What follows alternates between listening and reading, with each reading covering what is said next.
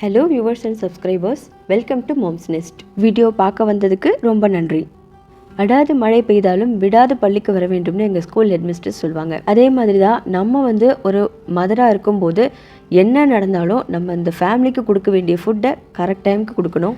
Money saving and time saving பண்ணிவிட்டு எப்படி நம்மளோட ஃபேமிலிக்கு ஒரு பர்ஃபெக்டான மீல் பிளான் பண்ணலாம் அப்படின்றது இந்த வீடியோவில் பார்க்கலாம் வாங்க.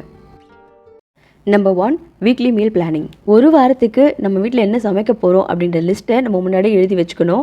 நம்மளோட மெனுக்கு ஏற்ற மாதிரி என்ன மாதிரி மசாலா பொடியெல்லாம் நம்ம ப்ரிப்பேர் பண்ணணும், அந்த லிஸ்ட்டும் ரெடி பண்ணிக்கணும். திங்கக்கிழமை இந்த மெனு, செவ்வாய்க்கிழமை இந்த மெனு, இப்படி நம்ம பிளான் பண்ணிட்டோம்னா தூங்கி எழுந்த அடுத்த நாள் காலையில் இன்றைக்கி என்ன சமைக்கிறது அப்படின்ற கொஷின் மார்க்கே வராது. இன்றைக்கி மெனு கிளியராக இருக்கும். நம்பர் 2, நம்மளோட பிளானுக்கு ஏற்ற மாதிரி நம்ம ப்ரிப்பேர் பண்ணிக்கிறது. நாம் மீல் இதுதான் அப்படின்னு பிளான் பண்ணிட்டாலே நம்ம எத்தனை மணிலேருந்து சமைக்க ஆரம்பிக்கணும் நம்மளுக்கு தெரிஞ்சிடும். கொஞ்சம் ஏர்லியராக எழுந்துட்டு நம்மளுக்கு பிடிச்ச மாதிரி விஷயங்களை பண்ணிவிட்டு அன்றைக்கி டேவை நல்லபடியாக ஸ்டார்ட் பண்ணுறதுக்கு மைண்டை ரிலாக்ஸ் பண்ணிவிட்டு நமக்கு எதுவும் வாக் பண்ணணுமா அந்த வாக் பண்ணிக்கலாம். இல்லை உங்களுக்கு கொஞ்சம் நேச்சர்ஸ் பார்க்க பிடிக்குமா அதை பண்ணலாம். மெடிடேஷன், ப்ரேயர், எனிதிங் உங்களுக்கு எது மைண்டை ரிலாக்ஸ் பண்ணி தருமோ அதை நீங்கள் பண்ணலாம். எழுந்ததும் அவசரமாக வேலையை பார்க்காம நீங்கள் பண்ணுற இந்த விஷயம் அன்னைக்கு நாளையே நல்ல நாளாக ஆக்கிடும். Number 3, organisation. நம்ம பிளான் எல்லாம் நல்லா பண்ணிவிடுவோம், பட் அதை எக்ஸிக்யூட் பண்ணுறதுக்கு நமக்கு கிச்சன் பக்காவாக க்ளீனாக இருக்கணும். அண்ட் நமக்கு தேவையான பொருளெல்லாம் கரெக்டாக எடுக்கிற மாதிரி நம்ம வச்சுக்கணும். நம்ம நல்லா கூல் மூடோடு சமைக்கலான்னு வரும்போது கிச்சன் சரியில்லை, கிச்சனில் எதுவும் க்ளீன் பண்ணல, தேவையான பொருள் அந்தந்த இல்லை அப்படின்னா அதுவே டென்ஷன் ஆகிடும். நமக்கு சமைக்கணுன்ற மூடும் ஸ்பாயில் ஆகிறதோட அதை மீறி நம்ம சமைக்கும்போது நம்மளோட குக்கிங் சரியாகவும் வராது. கவனம் முழுக்க கிச்சன் இப்படி இருக்கே, எப்போ நம்ம க்ளீன் பண்ணிட்டு போவோம் அந்த தாட்லேயே தான் இருக்கும். ஒரு பொருள் எடுக்க போனால் ஒரு பொருளை கொட்டிடுவோம், ஒரு பாத்திரம் எடுக்க போனால் இன்னொரு பாத்திரத்தை தட்டி விட்டுடுவோம். நம்பர் 4, நமக்கு தேவையான டூல்ஸு, யூட்டென்சில்ஸு இது எல்லாத்தையுமே நம்ம பக்காவாக மெயின்டைன் பண்ணணும். ஃபுட்டெல்லாம் நம்ம பர்ஃபெக்டாக ரெடி பண்ணிட்டாலும் அதை பேக் பண்ணக்கூடிய ஐட்டம்ஸ்லாம் நம்ம பர்ஃபெக்டாக எடுத்து வைக்கலன்னா அந்த நேரத்துக்கு தேடிக்கிட்டு இருப்போம். கடை நம்ம சமைக்கிறதெல்லாம் எடுத்து ரெடி பண்ணி வச்சுட்டு அடுப்பில் ஏற்றுறதுக்காக வெயிட் பண்ணுவோம். அந்த நேரத்துக்கு ஒரு பர்னர் ஒர்க் ஆகலை, சிலிண்டர் இல்லை, தீர்ந்து போச்சு, இந்த மாதிரி ப்ரெஷர்லாம் நம்மளுக்கு வந்துச்சுன்னா வேலை செய்கிறதே ரொம்ப கஷ்டம். கிச்சனில் யூஸ் பண்ணுற சிசர்ஸு, நைஃப்ஸு, பீலர், கிரேட்டர் இது எல்லாமே பர்ஃபெக்டாக எடுத்து வச்சுக்கணும். நம்ம கைக்கு கிடைக்கிற மாதிரி இடத்துல வச்சுக்கணும். இன்றைக்கி நம்ம இந்த மெனு பண்ணுறோம் அப்படின்னா அதுக்கு தேவையான ப்ரொவிஷன்ஸ் எல்லாம் இருக்கா அப்படின்றத முன்னாடி நாளே செக் பண்ணி எடுத்து வச்சுக்கணும். இன்றைக்கி நான் இட்லி பண்ண போகிறேன் அப்படின்னா இட்லி பாத்திரத்தை எடுத்து வச்சுக்கலாம். குக்கர் யூஸ் பண்ண போகிறோம் அப்படின்னா வெயிட்டு, கேஸ்கெட்டு, லிட்டு இது எல்லாத்தையும் பர்ஃபெக்டாக எடுத்து வச்சுக்கணும். அன்வான்ட் வெசல்ஸ் எல்லாம் தனியாக எடுத்து வச்சிடணும். நம்பர் 5, வெஜிடபிள்ஸு ஸ்டாக் பண்ணணும். மளிகை பொருட்கள்லாம் மாதத்துக்கு ஒரு தடவையோ இல்லை 2 மாதத்துக்கு ஒரு தடவையோ கூட நம்ம வாங்க முடியும். பட் வெஜிடபிள்ஸ் எல்லாம் அந்த மாதிரி வாங்கி ஸ்டோர் பண்ண முடியாது. கீரை வாங்குறோன்னா ஒரு நாள் முன்னாடி வாங்கலாம். காய்கறி வாங்குகிறோம் அப்படின்னா நம்ம ஒரு 2 இல்லை 3 நாளைக்கு தேவையான காய்கறி மட்டும் வாங்கி வச்சா போதும். ஃப்ரெஷ்ஷான வெஜிடபிள்ஸையே யூஸ் பண்ண முடியும். Number 6, preparations. 2 வாரம் இல்லை 3 வாரத்துக்கு தேவையான வெஜிடபிள்ஸை வாங்கிட்டு வச்சுட்டு அதை பீஸாக கட் பண்ணி ஒரு பிளாஸ்டிக் கண்டெய்னரில் போட்டு ஃப்ரிட்ஜில் வச்சு ஸ்டோர் பண்ணி எடுக்கிறதுனால நம்மளுக்கு எந்த யூஸும் கிடைக்க போகிறதில்ல. என்ன கொஞ்சம் டைம் வேணால் சேவ் ஆகுமே தவிர்த்து நம்மளுக்கு சத்தெல்லாம் வீணாக தான் போயிடும். குழம்போட பேஸை ரெடி பண்ணி வச்சுக்கிறது, சட்னி எல்லாம் ரெடி பண்ணி ஸ்டோர் பண்ணி வைக்கிறது இதெல்லாம் நம்ம செய்யவே வேண்டியதில்லை. வெஜிடபிள்ஸ் வாங்கிட்டு வந்துட்டோமா அந்த வெஜிடபிள்ஸை நல்லா வாஷ் பண்ணிவிட்டு மஞ்சள், உப்பு இல்லை புளி தண்ணியில் போட்டு நல்லா அலசி எடுத்து வச்சுட்டு நல்லா ட்ரை பண்ணிவிட்டு அதுக்கப்புறம் அதை நம்ம ஃப்ரிட்ஜில் ஸ்டோர் பண்ணுறோமோ இல்லை பானையில் வச்சு ஸ்டோர் பண்ணுறோமோ நல்லா 2 நாளைக்கு வச்சு ஸ்டோர் பண்ணலாம். இஞ்சி பூண்டு பேஸ்ட்டு ஒரு 2லேருந்து 3 நாளைக்கு தேவையான மாதிரி வச்சுக்கலாம். கொத்தமல்லி, கருவேப்பிலை இதெல்லாம் கூட நல்லா வாஷ் பண்ணிவிட்டு நல்லா ஒரு டவல் வச்சு நல்லா அதோட ஈரத்தெல்லாம் வைப் பண்ணி எடுத்துகிட்டு ஸ்டோர் பண்ணலாம். நம்ம ப்ரிப்பரேஷன் பண்ணணும்னு ஆசைப்பட்டோம்னா மசாலா பொடிகளெல்லாம் நம்ம ரெடி பண்ணி வச்சுக்கலாம். இந்த வீக் மெனுவில் புளியோதரை ரைஸ் இருக்குது அப்படின்னா அதுக்கு தேவையானது அந்த என்ன பொடியோ அந்த பொடியை ரெடி பண்ணி வச்சுக்கலாம். இட்லி பண்ண போகிறோம், தோசை பண்ண போகிறோம்னா இட்லி பொடி ப்ரிப்பேர் பண்ணிக்கலாம். நம்பர் 7, புதுசாக வாங்கிட்டு வர ஐட்டம்ஸ் கிடையாது. நம்மக்கிட்ட ஏற்கனவே என்ன இருக்கோ முதல்ல அதை யூஸ் பண்ணணும். ஃபஸ்ட் இன் ஃபஸ்ட் அவுட்டுன்னு சொல்லுவாங்க. இப்படி பண்ணுறதுனால நம்ம முன்னாடி வாங்கின பொருள் எது அதை நம்ம முதல்ல எடுத்து யூஸ் பண்ணிட்டோம்னா அதுக்கப்புறம் வாங்கிட்டு வர பொருளை ஸ்டோர் பண்ணலாம். இல்லாட்டி முன்னாடி வாங்கின பொருளில் வண்டு பிடிச்சி அதை தூக்கி கீழே தான் போடுவோம். நம்ம ப்ரிப்பரேஷன் பண்ணோன்னு நினச்சோம்னா இது மாதிரி ஊற வைக்கக்கூடிய பொருட்களெல்லாம் முன்னாடி நாள் நைட்டே ஊற வச்சுக்கலாம். அரிசி, பருப்பு இதெல்லாம் 2 மணி நேரத்துக்கு முன்னாடி ஊற வச்சா போதும். அதனால் எடுத்து பாத்திரத்தில் போட்டு எடுத்து வச்சுக்கலாம். நம்பர் 8, மீல் வந்து ப்ரிப்பேர் பண்ணும்போது எப்படி ப்ரையாரிட்டி கொடுக்கணும்னு பார்க்கணும். முதல்ல டீலேருந்து ஸ்டார்ட் பண்ணணும். அதாவது மார்னிங் ட்ரிங்க் ஜூஸோ டீயோ எனிதிங் நீங்கள் பண்ணுறீங்களோ அதுலேருந்து ஸ்டார்ட் பண்ணிக்கணும். சாம்பாருக்கு பருப்பு ஊற போடுறீங்க, இல்லை புளி ஊற போடுறீங்க, இல்லை அரிசி வேக வைக்கிறதுக்கு ஊற போட போகிறீங்கன்னா அதெல்லாம் முடிச்சிடணும். சமையலுக்கு சுடு தண்ணி யூஸ் பண்ணணும், அதுக்கு தேவையான தண்ணியை ரெடி பண்ணுறது இதெல்லாம் பார்த்துடணும். அதுக்கடுத்து பிரேக்ஃபாஸ்ட் ரெடி பண்ண ஆரம்பிக்கணும். பிரேக்ஃபாஸ்ட் முடிச்சுட்டு அதுக்கப்புறம் தான் லஞ்ச் ரெடி பண்ணணும். முன்னாடி லஞ்சுக்கு அதிகமாக வேலை நடக்கும். நான் லஞ்ச் முதல்ல ப்ரிப்பேர் பண்ணிடுறேன், நீங்கள் ப்ரிப்பேர் பண்ண ஆரம்பிச்சிங்கன்னா சம்டைம்ஸ் வந்து பிரேக்ஃபாஸ்ட் ரெடியாக லேட் ஆகிடும். சாப்பிடாமலே வெளியே போகிறவங்க போகிற மாதிரி இருக்கும். பிரேக்ஃபாஸ்ட் ஃபஸ்ட்டு ரெடி ஆகிடுச்சுன்னா அதை கூட சாப்பிட்டு கொடுத்துட்டு ஏதோ கொஞ்சம் நம்ம ஒரு சின்ன ஒரு வேலை பண்ணணும், சாம்பார் கொஞ்சம் கொதிக்க வேண்டியிருக்கு அப்படின்னா அதுக்கு அந்த டைம் கிடைக்கும்.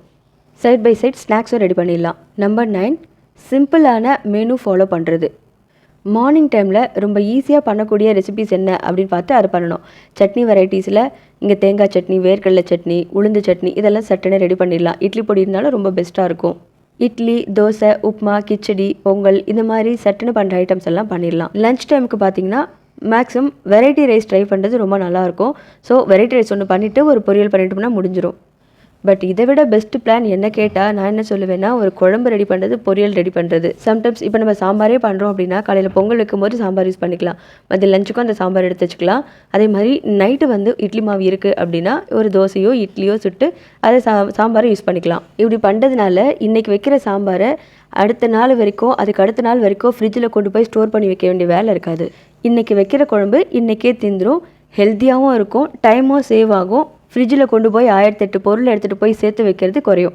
இன்னும் நம்ம நல்ல ட்ரெடிஷ்னல் ரைஸு இது மாதிரிலாம் இருக்குது இல்லையா, கருப்புணுந்து இதெல்லாம் வந்து கஞ்சி மாதிரி பண்ணி கொடுத்தாலும் மார்னிங் பிரேக்ஃபாஸ்ட்டுக்கு வந்து ரொம்ப சீக்கிரமாக முடிச்ச மாதிரி இருக்கும், ஹெல்த்தியாகவும் இருக்கும். நம்மளே ஒரு நாள் லேட்டாக எழுந்துட்டோம், சாப்பிட்டுட்டு ஆஃபீஸ் கிளம்புறதுக்கு டைம் இல்லை அப்படின்னாலும் ஒரு கிளாஸ் இல்லாட்டி ஒரு 2 கிளாஸ் கஞ்சி எடுத்து குடிச்சிட்டு கிளம்பி போயிட்டா ரொம்ப ஃபில்லிங்காக இருக்கும். ஸ்கூல் ஸ்நாக்ஸ் கொடுக்கறது கூட முடிஞ்ச அளவுக்கு எவ்வளோ சீக்கிரம் ரெடி பண்ண முடியுமோ அந்த மாதிரி கொடுக்கறது பெஸ்ட்டு. காலையில் ஸ்கூல் ஸ்நாக்ஸ்க்கு நான் ரோல் கொடுக்குறேன், அப்புறம் ஃப்ரெஞ்ச் ஃப்ரைஸ் ரெடி பண்ணுறேன், கட்லெட் ரெடி பண்ணுறேன்னு இப்படி டைம் வேஸ்ட் பண்ணாமல் நல்ல ஆம்லா கேண்டி, நல்ல நட்ஸு, ஃப்ரூட்ஸு, அதே மாதிரி டேட்ஸு இதெல்லாம் கொடுத்து நம்ம பழகிட்டோம்னா குழந்தைங்க அழகாக சாப்பிட்டு வருவாங்க. ஸ்கூல் லஞ்ச் ரெடி பண்ணும்போது தனியாக அவங்களுக்குன்னு செய்யாமல் நம்ம என்ன வீட்டில் சமைக்கிறோமோ அதையே பேக் பண்ணி கொடுக்கணும். இதெல்லாம் நம்ம பழக்கத்தில் தான் இருக்குது. நம்பர் 10, கிச்சனில் ஒரு சின்ன நோட்டு வச்சு அதில் கிராசரி ஐட்டம் எதெல்லாம் வந்து தீர்ந்து போகுதோ அதெல்லாம் நோட் பண்ணிக்கிட்டே வர்றது நல்லது. பூண்டு யூஸ் பண்ணிகிட்டே இருப்போம், திடீர்னு தீந்துடும், அடுத்த நாளுக்கு பூண்டு இருக்காது, அதை நோட் பண்ணி வைக்கணும். கருவேப்பிலை இருக்காது, அதையும் நோட் பண்ணி வச்சுக்கணும். தாளிக்கும் போது பார்த்தா திடீர்னு காஞ்ச மிளகா தீந்துடும். இந்த மாதிரி ஐட்டம்ஸை இமீடியட்டாக அந்த நோட்டில் இல்லைன்னு எழுதிட்டோம்னா அன்றைக்கி ஈவினிங் ஒன்று நம்ம வரும்போதோ இல்லை ஹஸ்பண்ட் வரும்போதோ அது ஒரு ஃபோட்டோ கூட எடுத்துகிட்டு போயிட்டு இதெல்லாம் நமக்கு தேவைப்படுதுன்னு சொல்லி வாங்கிட்டு வந்துடலாம். பெரிய பெரிய பாட்டில்ஸில் மசாலா பொடி இந்த மாதிரி பருப்பு ஐட்டம்லாம் போட்டு எடுத்து யூஸ் பண்ணும்போது தெரியாமல் தண்ணி பட்டுடுச்சுன்னா அதெல்லாம் கெட்டு போயிடும். நம்ம ரெகுலர் யூசேஜ்க்கு சின்ன பாத்திரத்தில் எடுத்து வச்சுக்கிறது நல்லது. முதல்ல கிச்சனில் ஒரு சின்ன இன்வென்ட்ரி பண்ணணும், எந்த பொருள்லாம் இருக்குது, எந்த பொருள்லாம் வாங்கணும்னு. நம்ம அந்த நோட்டு வந்து மெயின்டைன் பண்ணும்போது இந்த பொருளாக தீர்ந்து போயிடுச்சுன்றது தெரியும், அதையும் நம்ம யூஸ் பண்ணிக்க முடியும். சேம் டைம் கரண்ட் லிஸ்ட்டும் எடுத்துகிட்டு மளிகை பொருள் வாங்குறதுக்கு கிளம்பிடலாம். இப்படி பண்ணுறது மூலமாக அன்வான்டாக நிறைய பொருள் வாங்கிட்டு வந்து வீட்டில் ஸ்டாக் பண்ணுறதை குறைக்கலாம். இந்த லிஸ்ட்டை நம்ம முன்னாடியே ப்ரிப்பேர் பண்ணி வச்சுட்டோம்னா இவ்வளோ தான் அதுக்கு தேவைப்படும் அப்படின்னு ஒரு ஐடியா இருக்கும். ஸோ அதை எடுத்துக்கிட்டு ஈவினிங் ஆஃபீஸ் முடிச்சுட்டு வீட்டுக்கு வரும்போது கூட நமக்கு எந்த கடை வந்து ரெகுலராக நம்ம பர்ச்சேஸ் பண்ணிருக்கோமோ அந்த ஷாப்பில் போய்ட்டு நம்ம எடுத்துகிட்டு வந்துடலாம். சேம் டைம் ஒரே ஷாப்பில் பண்ணும்போது நம்மளுக்கு அந்த ப்ரைஸ் வந்து கண்டுபிடிக்க தெரியும். பர்ச்சேஸ் பண்ணுறதுக்கு போயிட்டாலும் நமக்கு என்ன தேவையோ என்ன ரீசனுக்காக போகணுமோ அது வரைக்கும் முடிச்சுட்டு நம்ம ரிட்டர்ன் வந்துடணும். இல்லை நம்மளுக்கு வேறு ஏதாவது பார்க்கணுன்னு ஆசை இருந்துச்சுன்னா, நமக்கு டைம் இருந்துச்சுன்னா ஒரு சின்ன விண்டோ ஷாப்பிங் மட்டும் பண்ணிக்கலாம். நமக்கும் வந்து கொஞ்சம் ரிலாக்ஸ் ஆன மாதிரி இருக்கும். சேம் டைம் விண்டோ ஷாப்பிங் பண்ணுறது மூலமாக அந்த பொருளை பார்த்த உடனே ஒரு சாட்டிஸ்ஃபேக்ஷன் வரும், அதை நம்ம வாங்கணுன்ற அவசியம் இல்லாமலும் போயிடும். நம்ம பார்த்திங்கன்னா மார்னிங் எழுந்துக்கிறோம், வீட்டில் தேவையான சமையல் பண்ணுறோம், வீடை க்ளீன் பண்ணுறோம், அண்ட் ஆஃபீஸ் கிளம்பி போகிறோம், ரிட்டர்ன் திரும்ப வீட்டுக்கு வந்து திரும்ப ரொட்டீன் ஒர்க் பண்ணுறோம், குழந்தைங்களுக்கு பாடம் சொல்லி கொடுக்குறோம். இதே தாட்டோடு இல்லாமல் எங்கோ ஒரு இடத்துக்கு போய் கொஞ்சம் ரிலாக்ஸ் பண்ண மாதிரி இருக்கும். இப்போ நம்ம இது இல்லாமல் வேறு எங்கேயாவது சினிமாவுக்கோ பீச்சுக்கோ எங்கேயாவது நம்ம போகிறோம் அப்படின்னா அங்கே செலவு பண்ணுற காசு வந்து நம்மளுக்கு மிச்சமாகும். நான் இந்த சண்டே வந்து சரவணா ஸ்டோர் போயிட்டு தேவையானதெல்லாம் வாங்கிட்டு வந்தேன், ப்ரொவிஷன்ஸ் எல்லாம். அப்போது இந்த இயர் வந்து பிகினிங்கில் குழந்தைங்களுக்கு வாட்டர் பாட்டில், குழந்தைக்கு ஸ்கூலுக்கு போகிறதுக்கு போட்டுட்டு போக கம்மல், இது எதுவுமே வாங்கலை. அதெல்லாம் இந்த முறை வாங்கினேன். போன முறை போயிட்டு வந்தபோது என்னென்னலாம் வாங்கிட்டு வந்தனோ அதெல்லாம் வந்து இப்போ கொஞ்சம் கொஞ்சம் ஸ்டாக்கில் இருக்குது. ஸோ அதெல்லாம் நிறுத்திட்டு இல்லாத பொருட்கள் எதுன்னு பார்த்து அதெல்லாம் நான் வாங்கிட்டு வந்து ஸ்டோர் பண்ணி வச்சுருக்கேன். எப்பொழுதுமே குழந்தைங்களுக்கு தான் ஹனி வாங்குவேன், என்னோடய ஹஸ்பண்ட் அண்ட் குழந்தைங்களுக்கு தான் அது கொடுக்குறது. இந்த முறை எனக்காகவும் சேர்த்து ஹனி வாங்கியிருக்கேன். இந்த முறை சஃபோலா ட்ரை பண்ணுறேன். தயிர் கடையில் மத்து ஒன்று வாங்கணும்னு பல வருஷமாக பிளான் பண்ணிட்டு இருந்தேன். அதையும் இந்த முறை வாங்கிட்டு வந்திருக்கேன். அடிஷ்னலாக எந்த ஒரு பொருளுமே பர்ச்சேஸ் பண்ணல. நம்பர் 12, நம்ம ஃபேமிலி மெம்பர்ஸ்கிட்ட ஹெல்ப் கேட்குறது. நம்மளோட ரெஸ்பான்சிபிலிட்டி நம்ம பர்ஃபெக்டாக பண்ணணும் அப்படின்னு நினச்சாலும் நம்மளோட ஃபேமிலி மெம்பர்ஸ்கிட்ட சப்போர்ட் கேட்கணும். இந்த சண்டே பார்த்திங்கன்னா கிச்சன் கம்ப்ளீட்டாக க்ளீன் பண்ணேன், ஃப்ரிட்ஜும் கம்ப்ளீட்டாக க்ளீன் பண்ணேன். கிச்சனில் கொஞ்சம் வெயிட்டாக இருக்க பொருளாக தூக்கி வைக்கிறதுக்கு என் ஹஸ்பண்ட்டை கேட்டு கொஞ்சம் ஹெல்ப் பண்ண சொல்லி எடுத்துக்கிட்டேன். ஃப்ரிட்ஜு க்ளீன் பண்ணி ரெடியான உடனே ஜனனி எல்லா பொருளையும் எடுத்து எங்கெங்கே வைக்கணுமோ அங்கெல்லாம் வச்சுட்டா. மளிகை பொருள் எப்போ வாங்கிட்டு வந்தாலும் பசங்களும் கூட வருவாங்க. பட் எப்போல்லாம் பசங்க கூட வரலையோ அப்போல்லாம் முதல்ல வாங்கிட்டு வந்த பேகை அவங்க தான் திறந்து பார்ப்பாங்க. என்னென்னலாம் வாங்கிட்டு வந்திருக்கோம் அப்படின்னு அவங்களுக்கு ஒரு எக்ஸைட்மெண்ட் இருக்கும். ஸோ திறந்து பார்த்துட்டு எந்தெந்த பொருளை எங்கெங்கே எடுத்து வைக்கணும் அதெல்லாம் கரெக்டாக பிரித்து எங்கெங்கே ஸ்டோர் பண்ணணுமோ அதெல்லாம் ஹீர்த்தனா ஸ்டோர் பண்ணி கொடுத்துருவா. இப்படி பண்ணுறதுனால என்னென்ன மளிகை பொருள்லாம் இருக்குன்ற விஷயமும் அவங்களுக்கு தெரியும், ஃபேமிலிக்கு என்னென்னலாம் வேணுன்றதும் தெரியும். சேம் டைம் அவங்க ஃப்யூச்சரில் இப்படி பிளான் பண்ணுறதுக்கும் அவங்களுக்கும் ஹெல்ப்ஃபுல்லாக இருக்கும். நம்மளோட ஒர்க்கை ஷேர் பண்ண மாதிரி இருக்கும், நம்மளுக்கும் கொஞ்சம் டைம் சேவ் ஆன மாதிரி இருக்கும். இப்படி இந்த மாதிரி அவங்க ஸ்டோர் பண்ணி ஆர்கனைஸ் பண்ணி வச்சுட்டாங்கன்னா அதுக்கடுத்து நான் எந்த டைமில் ஃப்ரீயாக இருக்கணும் அப்போ ஒரு பொருளாக எடுத்து எந்தெந்த பாட்டிலில் போடணுமா பாக்ஸில் போடணுமா அது கரெக்டாக எவ்வளோ யூசேஜ் அதுக்கு தேவையான மாதிரி எடுத்து நான் ஸ்டாக் பண்ணி வச்சுக்குவேன். குழந்தைங்களுக்கு கற்றுக் கொடுக்கணும், நமக்கு தேவையான வேலையை நம்மளும் ஷேர் பண்ணி வேலை வாங்கிக்கணும். நம்பர் 13, உங்கள் குழந்தைங்கள நீங்கள் அப்ரிஷியேட் பண்ணணும். எப்போவும் சாக்லேட் ரெஸ்ட்ரிக்ட் பண்ணிவிடுவேன். பட் இந்த மாதிரி வெளியே போயிட்டு வரும்போது எனக்கு மனசுக்கு பெஸ்ட்டு அப்படின்னு தோன்ற சாக்லேட்ஸை வாங்கிட்டு வந்து தருவேன். நம்பர் 14, வாங்கிட்டு வந்த பொருட்களெல்லாம் ரீஸ்டாக் பண்ணணும். நான் முன்னாடி நான் மாடுலார் கிச்சன் ஆர்கனைசேஷன் வீடியோ போட்டிருந்தேன் இல்லையா, அதில் சொல்லியிருந்தேன்ல நான் இந்த மாதிரி ரெகுலராகவே எம்டியான பாக்ஸஸ் எல்லாம் எடுத்து போட்டு உடனே வாஷ் பண்ணி வச்சுக்குவேன் அப்படின்ட்டு. ஸோ அந்த மாதிரி வாஷ் பண்ணுறதுனால எனக்கு எப்படி யூஸ்ஃபுல்லாக இருக்குதுன்னு பார்த்தீங்கன்னா, அன்றைக்கே நான் வாஷ் பண்ணி நல்லா ட்ரை பண்ணி எடுத்து வச்சுருந்தாலும் இன்றைக்கி ஜஸ்ட்டு ஒரு டவல் வச்சு தொடச்சி யூஸ் பண்ணிவிடுவேன். அப்படி பண்ணலைன்னா மளிகை பொருளாக வாங்கிட்டு வந்த பின்னாடி பாக்ஸெல்லாம் தேடி எடுத்து அதை அந்த நேரத்துக்கு தான் கழுவி அதை அப்புறம் காய வைக்கணும், அதுக்கப்புறம் அதில் எடுத்து ஸ்டோர் பண்ணணும். இது கொஞ்சம் தலைவலியாக இருக்கும். முதல்ல ரீஸ்டாக் பண்ணும்போது ரெகுலர் யூஸ்க்கு உள்ள ஐட்டம்ஸ் எல்லாம் ரீஸ்டாக் பண்ணி வச்சிடணும். நம்ம என்றைக்குமே சமைக்கும்போது முதல்ல தேவைப்படுறது தாளிப்பு ஐட்டம்ஸ் தான். ஸோ அஞ்சரைப்பட்டியில் என்னென்ன தேவையோ அது எல்லாத்தையுமே ரீஃபில் பண்ணி வச்சிடணும். அதுக்கடுத்து நம்மளோட பருப்பு ஐட்டம்ஸ் எல்லாம் நமக்கு யூஸ் பண்ணுவோம், அதெல்லாம் சின்ன பாட்டிலில் எவ்வளோ தேவையோ அது வரைக்கும் போட்டு வச்சிடலாம். லார்ஜ் குவான்டிட்டி இருக்கிறதுலாம் ஸ்டோரேஜ் பண்ணுறதுக்கு ஸோ தனியாக அதை எடுத்து ஸ்டோர் பண்ணி வச்சுட்டு எப்போ தேவையோ அப்போ அதுலேருந்து கொஞ்சம் ஷேர் பண்ணி எடுத்து பண்ணிக்கலாம். இப்படி பண்ணுறதுனால பொருட்களோட ஷெல்ஃப் லைஃப் நல்லாயிருக்கும், ரொம்ப சீக்கிரம் கெட்டு போகாது. அதிகமான குவான்டிட்டி நம்ம ரீஸ்டாக் பண்ணுறோம் அப்படின்னும் போது அதில் பட்டையோ இல்லாட்டி பிரியாணி இலையோ எடுத்து உள்ளே போட்டு வச்சோம்னா வண்டு எதுவும் பிடிக்காமல் இருக்கும்.